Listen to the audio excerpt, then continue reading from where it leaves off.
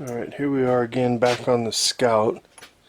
This time we're working on the steering column and bearing assembly, and what you'll have here is this is the cone that goes inside the bearing, and that actually spins. There's a bearing down inside there, and then this is the spacer. What happens, the steering wheel goes on, the column comes up through there, and that spacer sits right in here and holds everything. Let's see, it's just about that far away, that much of a gap. It's just a small gap, but it's enough that keeps everything lined up. But this is the issue down here. Move the tripod down here, I'll show you.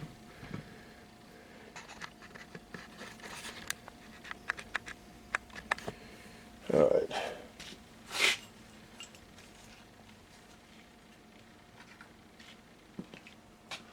So what you're seeing is, this is a lower bearing assembly right here. And what originally went in there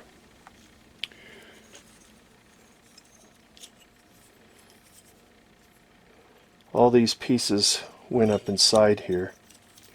And there's another one of those expandable collars. There was actually several bearing pieces up inside there.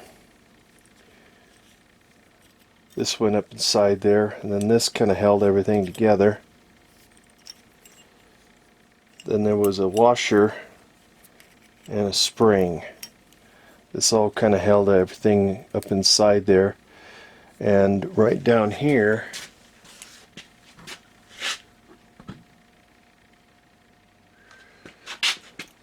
this is where the spring rode on this little collar.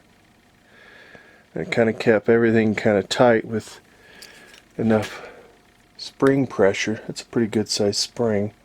That's probably 20 pounds, 30 pound spring.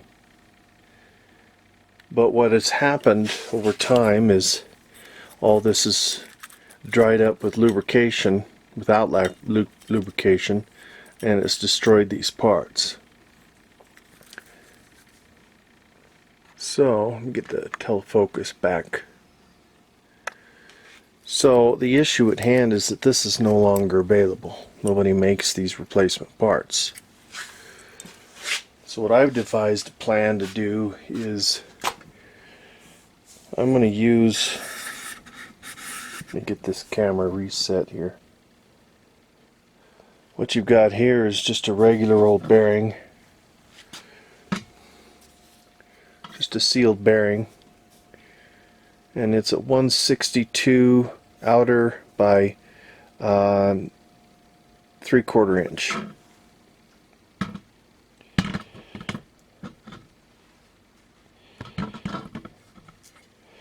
And what I'm going to have to do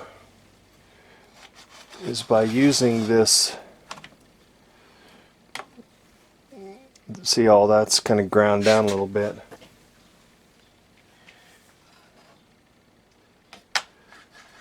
This all kind of pops back into place.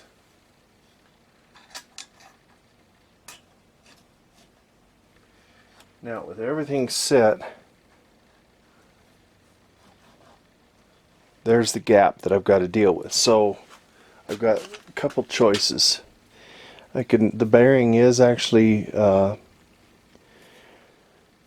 pretty nice and solid going in. It's not going to take a lot to get it in there, but to keep it in place is going to be one of the next challenges. So what I may have to do is drill a couple of holes in here and in here ahead of the bearing, which is 7/16 wide, and I'll probably put this flush in the end of the column and put the screws 7/16, and they're going to be just small screws that are just going to hold the bearing from going any further. And then I'm going to be able to put either a couple of washers in here, or I'm going to use a spring to put pressure on that. Anything I can do to keep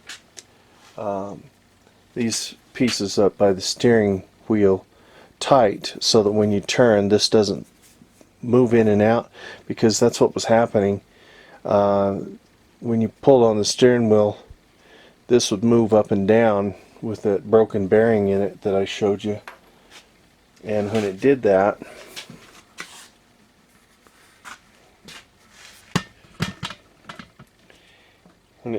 up in here, the whole steering wheel itself would move up and down, and it would cause a short in here, which in fact it actually broke this wire, which I had showed on another video of how to repair that.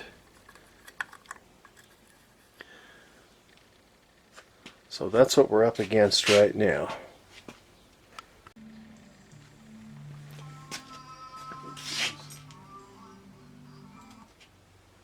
Forgot I was cranking it, the tunes. Anyway, so what I've done is I've got 3 of those bolts here.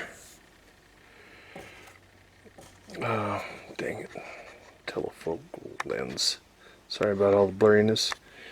So anyway, I measured down inside there and used my drop depth.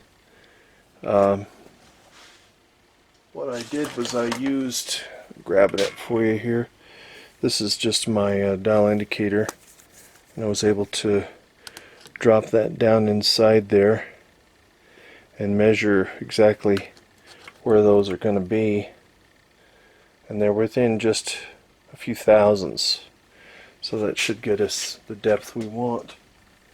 And basically all we're trying to do is keep this bearing from moving back and forth. Over time it will move some, but the spring and everything will hold it this way, and these will keep it from going up further in the column. And I should have enough room for, if it does move a little bit, then it won't be by much. So anyway, we'll catch up, see what we're going to do with the rest of it.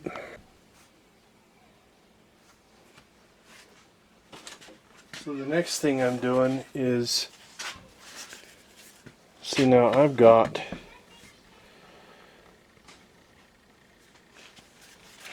right here on the edge of this, this is the washer right here that actually goes to the end that will be at the end of that shaft right there. So what I've taken is I've got some lady's shoe that was in a garage sale, and it's really thick rubber. And so what I'm going to do is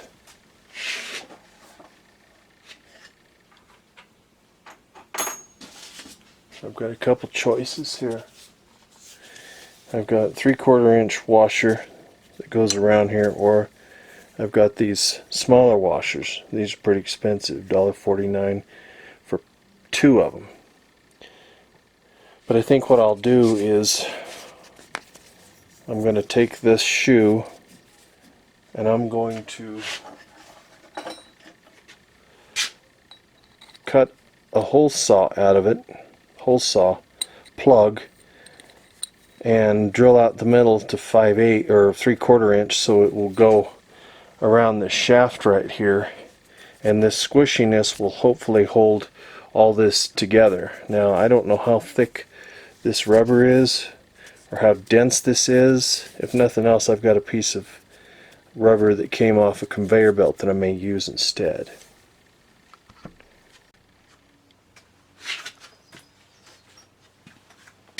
Alright, now I'm going to use this part of the slipper.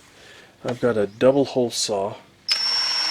There's an adapter here that adapts. You can use this one here as your centering, and this is your outer.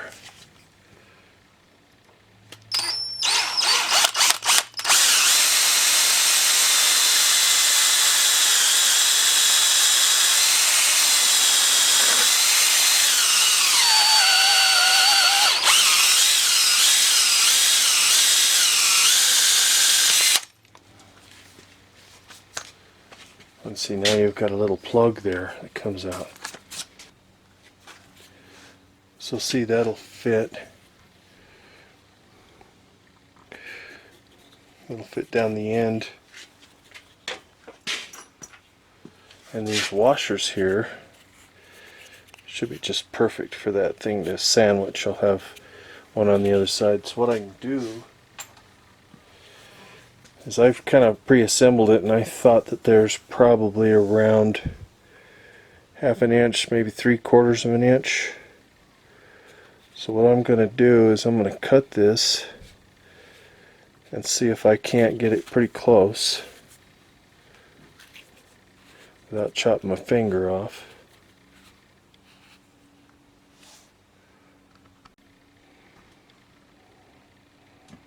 So there's the spacer there. I'm going to tighten the steering wheel and see how close I get.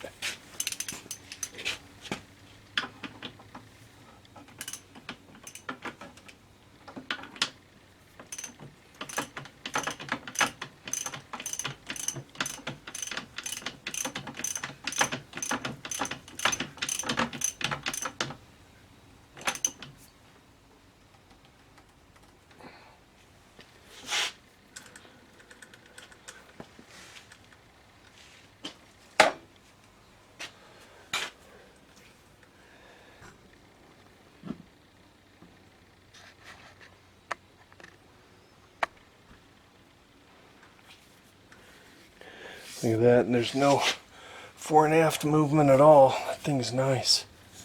I don't know how long this will last, this rubber, but hopefully it'll last for a lot of years to come.